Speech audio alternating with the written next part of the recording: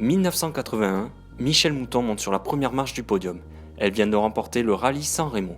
Née à Grasse, ville située dans la région de Provence-Alpes-Côte d'Azur, en 1951, Michèle Mouton rêve de travailler dans le social aux côtés de jeunes en difficulté. Son amour pour la conduite commence dès l'âge de 14 ans. Représentant la conduite comme l'indépendance et la liberté, son père voit le talent naissant chez sa fille et décide de lui acheter une Renault Alpine A110 comme première voiture. C'est le hasard, la rencontre avec un ami qui était pilote et qui m'a proposé de commencer comme copilote. Et puis après quelques épreuves, j'adorais conduire, mais je n'ai jamais du tout pensé à la compétition automobile.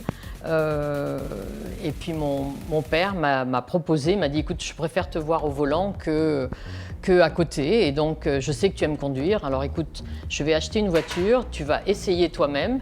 Il vous a soutenu. Oui. Si tu es bonne, tu as 1 an et après 1 an, ou tu es bonne et tu continues ou tu t'arrêtes.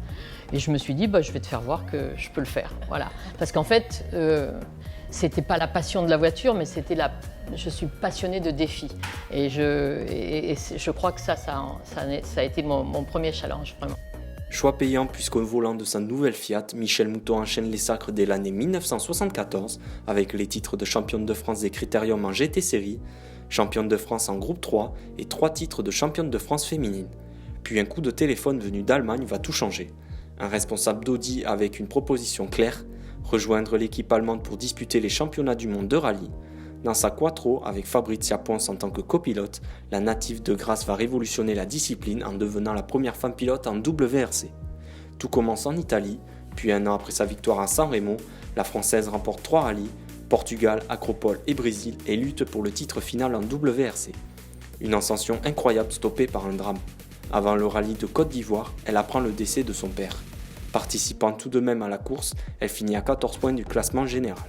Après plusieurs saisons au plus haut niveau, Michèle Mouton, surnommée le Volcan Noir, prend sa retraite en 1987 suite au décès de son ami et pilote Henri Toivonen.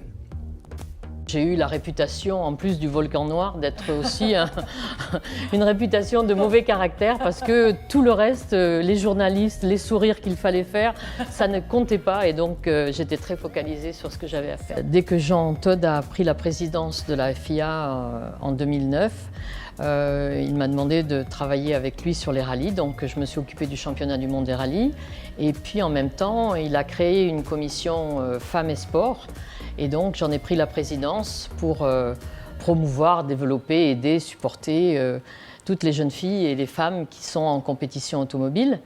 Jamais loin du monde automobile, Michèle Mouton a inscrit son nom dans l'histoire du rallye féminin. On constate qu'il n'est jamais évident de lâcher le volant après une telle carrière.